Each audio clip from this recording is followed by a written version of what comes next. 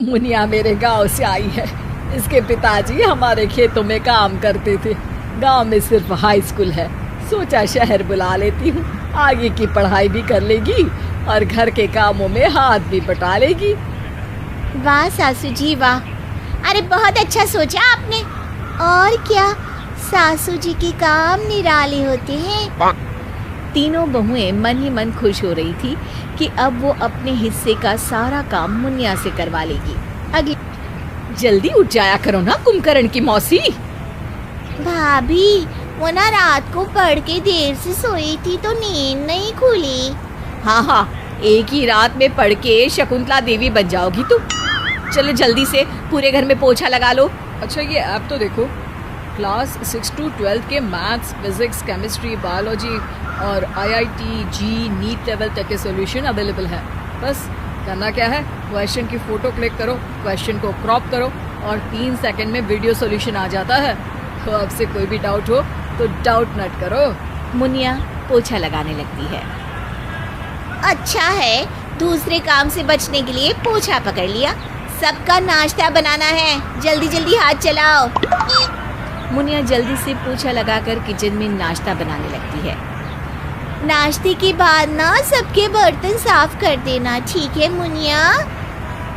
अरे लेकिन स्कूल के लिए लेट हो जाएगा।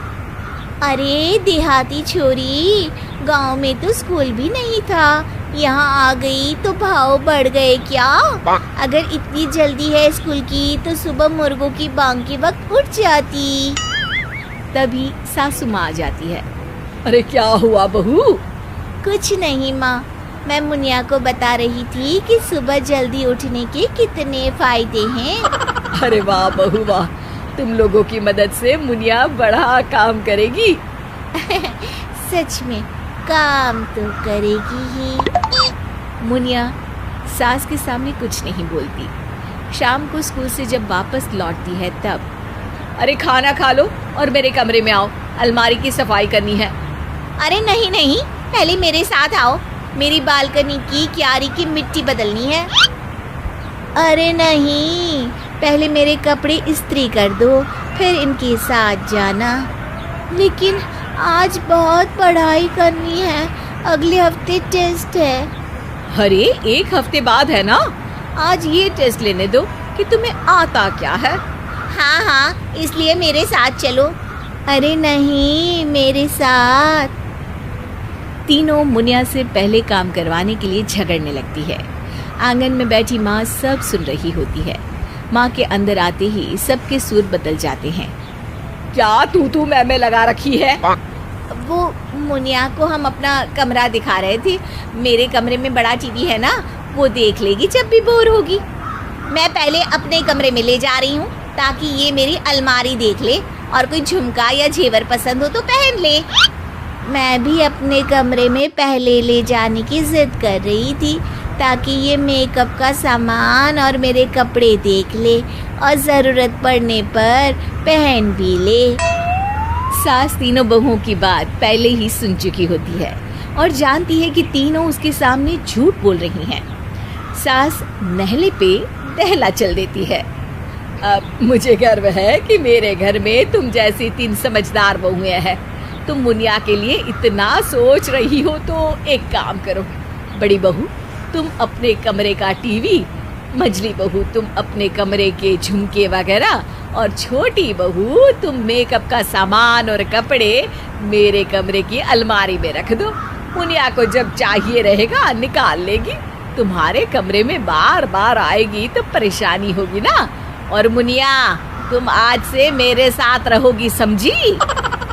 तीनों बहुएं दुखी मन से सासू माँ का कहा मान लेती हैं और अपना सामान मुनिया के लिए सासू माँ के कमरे में रख देती हैं। इस मुनिया की बच्ची को सबक सिखाना पड़ेगा। अरे इसको गाँव ना भेज दिया तो कहना मुझे। कुछ तो करना ही पड़ेगा। अगले दिन, अरे किचन के मंदिर में रखा चांदी का कलश कहाँ गया? अरे पता नहीं कहाँ गया, लेकिन मौका अच्छा है, हम मुनिया का नाम लेकर उसे घर से बाहर करवा सकते हैं। अरे मान गए, सबसे छोटी हो मगर लोमड़ी जैसी चालाक हो। आप ही से सीखा है दीदी। तीनों बहुएं सबको एक जगह बुलाती हैं। माँ जी, जैसे ही ये मुनिया घर में आई, घर में चोरी शुरू हो गई है। हाँ माँ जी, हमने इसे इसलिए थोड़ी ना रखा था, क्या कुछ नहीं किया इसके लिए। मुनिया, किचन के मंदिर से जो चांदी का कलश उठाया है ना, वो वापस दे दे, तेरी चोरी पकड़ी गई है। इस पर सास जोर जोर से हंसने लगती है। जिस दिन ये स्कूल से आई थी ना, मैंने उसी दिन तुम्हारी सारी बातें सुन ली थी। तुम लोगों ने शुरू से इसके साथ नौकरानी जैसा बर्ताव किया, मगर इसने कभी तुम्हारी शिकायत मुझसे नहीं की, और आज तुम इस बच्ची पर बेवजह चोरी का इल्जाम लगा रही हो। लेकिन माँ जी, कलश गया कहाँ? अगर इसने नहीं चुराया तो? कलश मेरे कमरे में है। मेल चढ़ रहा था तो सफाई के लिए लेकर गई थी, मगर तुम लोगों ने तो मौका देखते ही इस बच्ची को चोर कह दिया। मददगार को कभी नौकर नहीं समझना चाहिए। कोई आपसे मना नहीं करता, इसका मतलब ये नहीं कि आप उसका फायदा लेते रहे। उसका मना नहीं करना उसका बड़प्पन है, तुम्हारा हक नहीं। तीनों बहुएं शर्म से सर झुकाए खड़ी रहती हैं और मुनिया से वादा करती है कि उसे अब अपनी बहन की तरह रखेंगी। सास साफ कह देती है कि मुनिया की प्राथमिकता पढ़ाई होगी, घर का काम पढ़ाई के बाद, अगर वक्त मिला तो।